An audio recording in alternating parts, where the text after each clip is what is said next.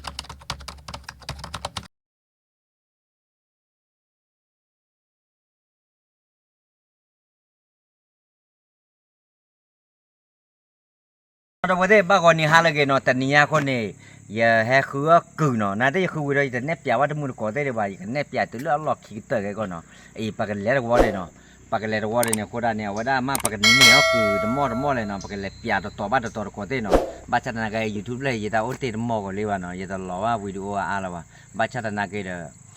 mà ba vào nó để từ lúc mẹ thì mẹ ba gọi đi cầm mà đó người ta mua cái là ý lên chứ nó khó ra gà lên này cái gà chi gà nóแต่กาเกียแกเอาไว้ได้โอ้ขอมื้อกันเลยเนาะเอาไว้แค่ท่อแค่ก่อนเนาะเมื่อขอป้าจะไปเอาไว้โถดำเนาะแต่น่าแกเลยก็ว่าอย่ามาอาคาก็เนี่ยอย่ามาแหลกคั่วคืออย่ามาแหลกคั่วคือแหละอย่ามาแหลกคั่วบ่เนาะโอเคแกเป็นแหลกกว่าดอกดิว่าอย่าขอเมื่อให้รอดตื่นดิเนาะใครเนาะเล่อย่ามาให้เล่นแต่ในคู่บ้องก็ne ki tu le เนี่ยคิโตขาเคยเลยปาเต้ไปเนี่ยปากแหลกคือตัวญาก็เนาะเนี่ยละบ่ว่าไม่คิโตบ่ก็เคยทอดเลยว่าเอ้ยนว่าป้าไม่ยาจานะดิป้ามันน่าแกอยู่บ่เลยเด้อก้าหมออ๋อนว่าป้ามาได้ป้าละประมาณมาหมุนเนาะช่วยตาก็เว้ผ่าตาต้องอยู่ว่าตาต้องหนูว่าตาเนี่ยเมลีไม่ยานี่เต้ละวันให้จอโก้ไม่ยาว่าวิตาจูเนาะแต่ว่าน่ะมันก็ที่เนาะอ๋อกินหานี่แต่ว่าเนี่ยวันเนี่ยพอจะเตะดิเตะเล่นน่ะก็เนี่ยน่ะเด้อดอกฮะแล้วน้องมีว่านกไว้ตะมอดโดนนี่แค่นั้นโดเกะขาหรอแกตะมุดก่อนดิจ้าเราปากแหลกกว่าตัวญาต่อเอาไว้ทอดลิก่อนได้เนาะไว้วันนี้มึงไปอะไรเนี่ยที่อันเนี่ยว่าอย่าตาเลยหรอกว่าพอทอดแล้วคลิปเคยว่าตาลุยตับบีเลยนะว่ามึงก็ได้เหรอหาคือทอดตาลุบเลยบ้านเราทอดอะไรกันวะหาที่ปูเบ้เลยเนี่ยจานมึงก็ได้เลิกจอดดีกว่าแต่ถ้าตื่นเลิกตาดับกันเลยดิว่าดูเนี่ยหาบ้าเบย์นั่นที่เราไม่บ้าหรอทอดบุกก็เลยวะหักเลยกันเลยนะว่ามึงเป็นหักเลยกันเลยว่าตาลุดับกันเริ่มมือมาดูก่อนเนี่ยมูแหลกกันเนี่ยแล้วกูจะทอดเนี่ยแม่ทอดเนี่ยปากกูแหลกกันด้วยทอดปูเบ้จะมองมึงก็เจอใหญ่รุ่นยังไงเนี่ยthì bê à mẹ giờ má mình thì mẹ à cả flor là cái gì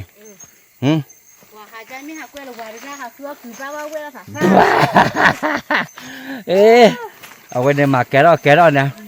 wow rồi to cái lên lấy gài ôi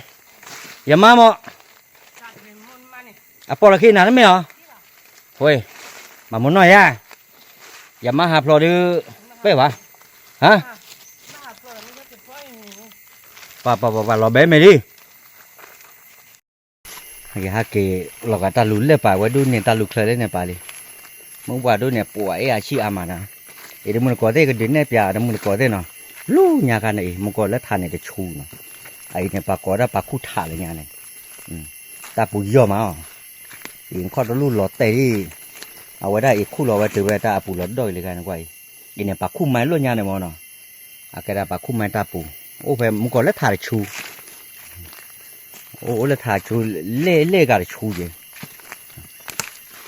อาแกได้ปากคู่ไม้มอเลยยาค่ะเดี๋ยวปากคู่ละคู่ถ่า คู่ละคู่ถาด้วยเนี่ยมั้งอีเรื่องอะไรช่วยไอ้เอาไว้อาปูทอปเวกนาก็ได้ถาด้วยอาคู่ที่ย่อกูวะอะไรเงี้ยนี่ไอ้ชั่วโมงรอบ้าแพคือปลามีปลาด้วยเนี่ยเนาะอันนี้อะไรเนาะปูเวอันนี้ก็โอ้ยด้านนอกตัวยันลุยชีเนาะอันนี้ลุยชีแล้วเยี่ยชีหรือว่าเนาะอาปูเราดอกกันแล้วเนาะเอาไว้ก็หาคู่ไว้ด้วยมั้งมันก็เนี่ยลู่ทันเนี่ยเอาไว้ช่วยแล้วทันปลาดูเรามาเปิดโอ้ด้านลู่เลยเนี่ยป่ะปลาดูเรามาเลยจ่อโซ่แล้วทันเนี่ยเฮ้ยเกี่ยลู่เนี่ยเด็กอะเล่เด็กอะเนี่ยเกี่ยเล่เนี่ยป่ะฮักเกี่ยเราไปดู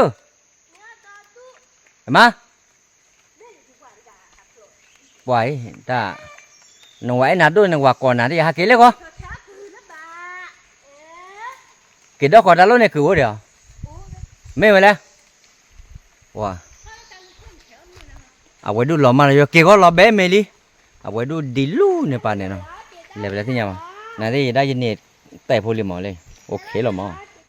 ปล่อยฮักเกี่ยตัวเราพูดตนนอนเลยเนาะเลยเอาไว้เลยเดี๋ยวพูดด้วยเนี่ยแต่ตาบุรีแกเราไว้เลยอย่ามันเนี่ยดอกตัวอย่าทีลียิงไว้อย่ามันเนี่ยไว้เลยอย่ามันป้าไปเล็กบุยมาเจ๊แต่เพื่อเธอแต่ไม่ใหญ่ไม่หรอไม่ไหวแล้ว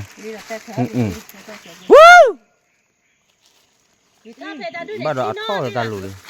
เอาไว้พาเกเราถึงแล้วกาเกลียมบ้านเรากับบัตเตอร์เลยที่เราที่ไหนเกลียที่เราอย่าตะเกียเดียวเกลียเดียวฮะนักเลี้ยดินักเลี้ยพะโล้ปลาหรอแค่ลูอ๋อบ้านแหละเกี่ยวรอเบ้เมลี่มึงทุเรศเลยรอเบ้แกเราอ่ะโอเคไม่เกี่ยวเกี่ย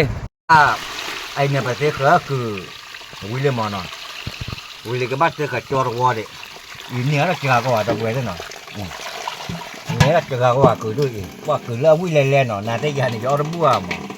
ว่าเราอ้อบุ้งหัวหมอเยอะได้เราอ้อเจอเคยอยากเลี้ยงเสืออ่ะอีเลี้ยงจะนอนเนาะแต่เจอกับว่าคือด้วยเป็นแหล่คือจะนี่ไงแต่กะลำไม่เอาเด็กคิดบ่เลยเอาไว้ได้ปกติเลยอาคารเนี่ยคือตาลูเนี่ยที่อาเดวาเนาะคือเขาเรียกพูดแต่ที่อาเดวาอาเดกันแล้วคือด้วยเนาะปลูกไว้แล้วเนี่ยปกติเนี่ยเอาว่าคือด้วยเนาะขอบตัวเลยอยู่จนดูเนาะอยู่ภาคอีสานดูเนี่ยเอาไว้อู้ไว้แล้วไอ้ที่เนี่ยไอ้เอาที่ได้ล็อกโกเนี่ยปหาเนี่ยพาคือเป็นที่แบบบอกว่าอย่างเนี่ยปกติกันหน้าคือด้วยแกเราบอกอ้อระบุไว้ที่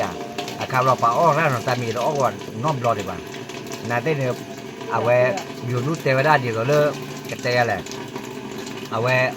อาคารไม่อ้อเนี่ยน้องบุรุษเดี๋ยวอันนี้รถนี่เป็นสิ่งยาวหมอตาพุทธคาเลยกว่าดูงานได้สัตว์มูดีกว่าหรอบ้านชาตินาเกลียดคุยทีบ้านโดนบ้านกันเนี่ยเอาบ้านเดียวจะแก่ก็มาโอ้ยอย่างบ้านอยู่ไปนอนรอเอฟทีบ้านเล่นแบบตุนาตุเล็กเจ้าเนี่ยโอเคนอนได้เว้ยเนาะเอาไว้ได้ยังกับปัดแต่ยังอยู่มือถือแพร่รถหายใหญ่เนาะโคตรนี่เอาไว้ได้เราเพื่อนเราเว้ยคนดีกว่าเลิกกว่าตามบุคลิกหมดร้อยนอนชิมดูจะเลิกจ่อบ้านนอนแต่จะล้มมาตัวโคตรเยอะแล้วได้ยาก็เลยแกบ้านแกเราเว้ยก็ดีกว่าเนาะโอเคเนาะพูดเสร็จบ้านกลับมาเจอแล้วคนที่ก่อการเนาะบายบาย